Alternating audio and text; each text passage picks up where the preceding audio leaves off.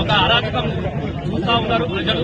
ఎందుకంటే సాక్షాత్తు కేంద్ర హోంశాఖ సహాయ మంత్రి ఒక అభయ శుభమెరగనటువంటి ఒక మైనర్ బాలికను అనేక రంగాలుగా లోపరుచుకోవాలనే ప్రయత్నంలో ఒక అరాచకాన్ని, ఒక హత్యా ప్రయత్నంతో పాటుగా ఒక కీచక పర్వం లాగా అమ్మాయిని అనేక రకాలుగా వేధిస్తే అలా తల్లిదండ్రులు సాక్షాత్తు పోలీస్ స్టేషన్ కి వెళ్లి వాళ్ళు మా అమ్మాయికి ఇలా అన్యాయం జరిగింది, మా అమ్మాయిని పలారి భగీరథ అమ్మాయిని వేధించినాడు, మా అమ్మాయి మైనర్ అమ్మాయి మాయమాటలు చెప్పి మా అమ్మాయిని చాలా ఇబ్బందులకు గురి చేసిందని సాక్షాత్తు తల్లిదండ్రులు పోలీస్ స్టేషన్ లో కేసు నమోదు చేయాలని చెప్పేసి దరఖాస్తు ఇచ్చి వారం 10 రోజులైనా కూడా అతను ఆచూకీ లేదని చెప్పి చెప్పడం అనేది రేవంత్ రెడ్డి ఇలా బండి సంజయ్కి ఉన్నటువంటి మైత్రి బంధం, పెరికాల బంధం అనేది ఇలా మనందరికీ కూడా తెలియదు. కేంద్ర సహాయ మంత్రి తన కొడుకును చట్ట విరుద్ధంగా తను రక్షణ ఇచ్చింది కాబట్టి ఇద్దరు కూడా బండి భగీరథతో పాటుగా బండి సంజయ్ని కూడా అరెస్ట్ చేయాలనేది డిమాండ్ చేస్తా ఉన్నాము.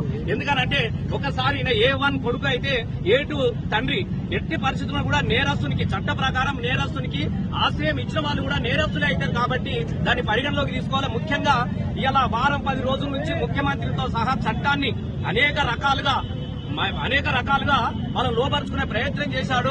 అనేక ఛానళ్ల ద్వారా పత్రికలను కూడా మేనేజ్ చేసింది కాబట్టి ఇప్పుడు బండి సంజయ్ గారు కేంద్ర సహాయ మంత్రిగా ఉంటే ఈ కేసులో న్యాయం జరగదు కాబట్టి ఇలా సనాతన ధర్మానికి కట్టుబడి ఉంటే, జై శ్రీరామ్ నీ మనసులోనే ఉంటే నీకు నువ్వుగా వెంటనే రాజీనామా చేయాలని చెప్పేసి మేము డిమాండ్ చేస్తా ఉన్నాం. నీ కొడుకు నిర్దోషి అయితే దాని తదనంతరం జరిగినటువంటి పరిణామాల పట్ల నీకు చిత్తశుద్ధి ఉంటే మళ్ళీ నువ్వు మంత్రి అవుతావా, ప్రధానమంత్రి అవుతావా, ఏమైతావా, లేకుంటే ముఖ్యమంత్రి కూర్చున్న నువ్వే కూర్చుంటా మాకు అవసరం లేదు. కానీ కొడుకు నేరస్తుడు కాబట్టి దానికి బాధ్యత వహించాల్సినటువంటి అవసరం ఉన్నది. ఇలా కేంద్ర మంత్రిగా ఆయన ఉన్నన్ని రోజులు బాధితురాలికి న్యాయం జరగదు కాబట్టి మేము రాజీనామా చేయాలని చెప్పేసి మేము డిమాండ్ చేస్తున్నాం. ముఖ్యంగా కరీంనగర్ పార్లమెంటు సభ్యుడై ఉండి ఇలా ఈ అరాచకానికి పాల్పడడం అనేది మాకు చాలా సిగ్గుసేటుగా మేము భావించుకుంటా ఉంటున్నాం కాబట్టి వెంటనే తక్షణమే బండి సంజయ్ని వెంటనే రాజీనామా చేయాలి, ఆయనను A2గా పరిగణించాలి. నేరస్తుడు కొడుకు అని తెలిసి పోలీసులు ఒకవైపు ఆయన కోసం గాలిస్తా ఉంటే పోలీసులకు సహకరించాల్సినటువంటి కేంద్ర హోంశాఖ సహాయ మంత్రి తన కొడుకుని ఇంట్లో పెట్టుకున్నాడు కాబట్టి ఈయన కూడా నేరస్తులుగా చూడాలి.